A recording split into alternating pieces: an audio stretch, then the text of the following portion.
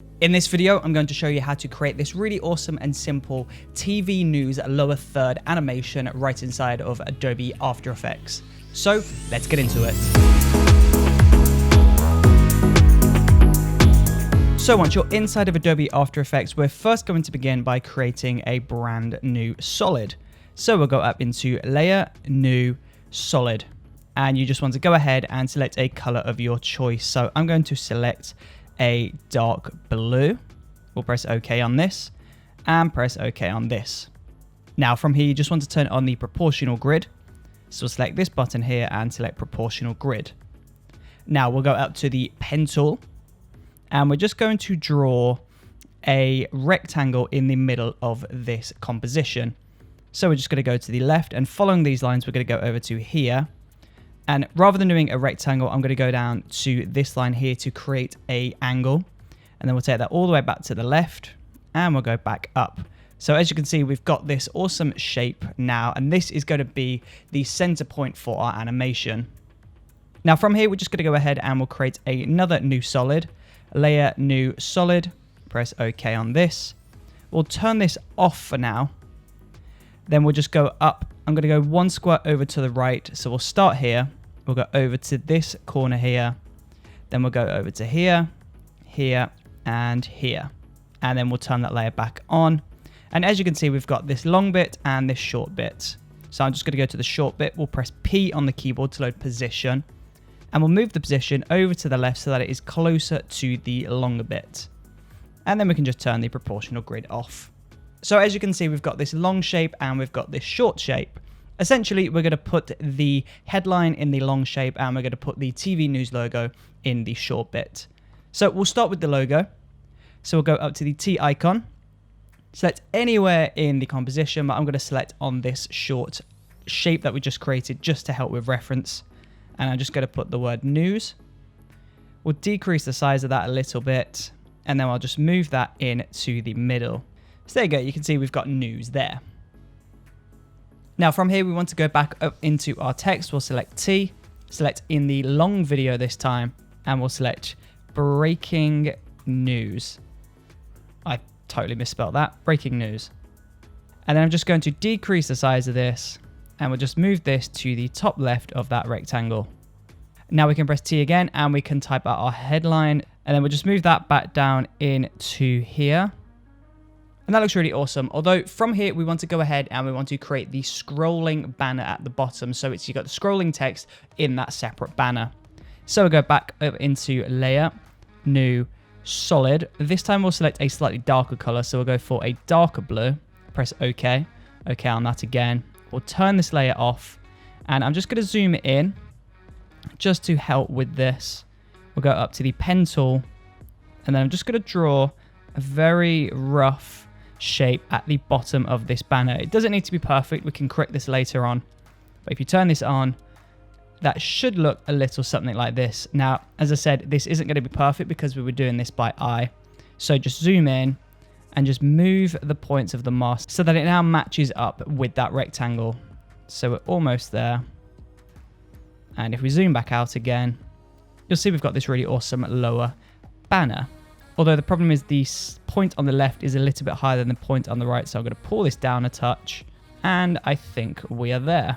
So from here, we can now go ahead and we can create the banner text. So we've got that scrolling text. So what I'm going to do is I'm just going to go to the T icon, and I'm just going to write out all of the different headlines. So now you can see that we've created our text on the bottom of the lower third, but we need this to animate. We need this to tick across the bottom. So what we're going to do is we're first going to pull the position of this over to the right. So we'll press P on the keyboard to load position. Then we'll move the position all the way over to the right so that it is past this line here. We'll create a brand new keyframe on position, and we'll move roughly 20 seconds to the right. And we'll pull the position of this all the way to the left, making sure that the text now disappears off screen to the left. Perfect. So that should scroll from left to right. Now from here, we need to go ahead and we need to create a mask around this text, because at the moment we can see the text waiting to animate on the right. So we'll go up to the pen tool. We'll make a point on the left, top left, bottom left. We'll go over to the bottom right, and now we'll zoom in because this bit needs to be quite precise. We'll create a point on the bottom right of that lower third. Then we'll go up to the top left and make sure this mask is following that line. And then we'll zoom back out and complete that mask. Now from here, we'll go into masks, mask 1, and we'll create a brand new keyframe on mask path by selecting the stopwatch icon. We'll move over to that second keyframe that we created on position. And we're just going to update the mask so that it is now sitting back where it was sitting before. So that should be around there. So if we play this back, you will notice that the text is scrolling in exactly how it should be. Of course, though, if you already want the text to be on screen rather than animating in from the right, then you can just pull this over to the right and it should start there. And then if you wanted this to continue, so you wanted this to loop, and we'll loop back around to the beginning, all we have to do is just copy that text, Command C, Command V, and we'll just delay that. Make sure the gap is about there. There we go. That looks really great. So we'll just do that again. Make sure we've got that right gap again. So we'll increase that gap there. Just keep repeating this process.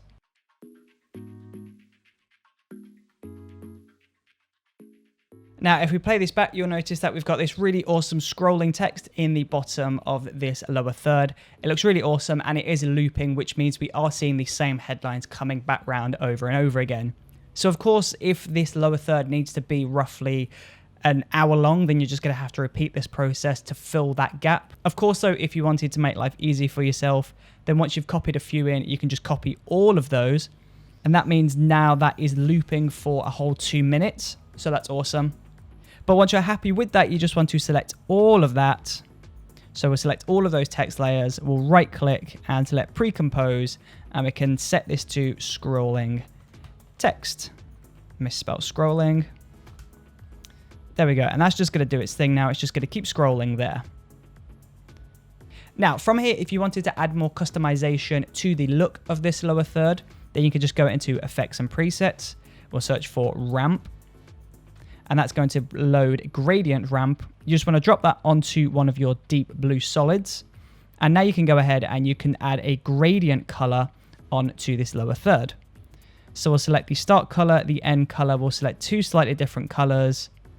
We'll set the start of ramp to the top left and the end of ramp to the bottom right. And you've got this really awesome gradient on this animation. Of course, though, we need this to animate on. At the moment, it's just static. It's there. We want this to slide in and we want this to slide back out. So the easiest way of doing this is to create a brand new null object. So we'll go layer, new, null object. Select all of those layers that we created. We'll use this pip whip tool. So it looks like a whip. It's a squiggle. We'll select that, hold that, drag that onto null 1. And now everything is connected to the null object. So we'll go into the null object, select the drop down arrow, go into transform. And if we move the position, you can see everything is affected. So we'll zoom all the way in. We'll move roughly 12 frames to the right and we'll create a brand new keyframe on position. And then we'll just move that down to the bottom left because that's where it's going to be sitting. Of course, if you wanted to decrease the scale, then you can do this here and then just update the position. It's completely up to you. But once you're happy with the look of that, you just want to move back roughly 10 frames to the left. 1, 2, 3, 4, 5, 6, 7, 8, 9, 10. Or we'll just do the full 12. We'll go back to the very beginning and we'll pull this to the left. So we'll pull the position so that it disappears off screen to the left. And playing it back looks like this. So really basic, but really effective. Of course, though, if you wanted to add a little bit more style to that movement, then you can just select both of those keyframes, right click on one of them, select keyframe assistant and select easy ease. This is your keyframe interpolation and that's just going to add a bit of character to that movement. It's going to ease into the keyframes and ease out of the keyframes rather than suddenly stopping and starting. So now that has animated on, you just want to leave that on screen for exactly how long you need that for. And then once you're happy and you want it to come back off, you just create a brand new keyframe on position, copy that first keyframe that we created. We'll go roughly 12 frames to the right, Command V, paste that keyframe in, or if that doesn't work, for example, like it just didn't work for me there, just pull the position over to the left. So it's going to animate on, it will hold there for a while, and then after that extended period of time, it's just going to animate back off to the left. Now, the really great thing with After Effects is it's not going to apply a background, it's just going to add a transparent background to this animation. And this means if we export this from Premiere, or if we use the dynamic link from Premiere into After Effects, we can drop this on top of our footage and we're not going to have a background behind that. We can put this directly on top of our footage. And that's exactly what we need this for. The news overlay is going to be on top of news footage. So if you want to export this with a transparent background, then I'm going to quickly show you how. We'll go Composition, Add to Render Queue, go into Render Settings, and you want to go ahead and select Best Quality, Full Resolution. All of these other settings are fine here. We'll press OK.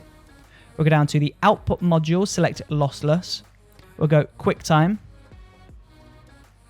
Post-render action can be none. Channels, RGB and alpha. The alpha channel is really important. Select millions of colors plus, pre-multiplied, OK. Then you just want to output that to wherever you want to export this to. So we'll put this to the desktop, rename this to lower third, press save, and we're just going to export that.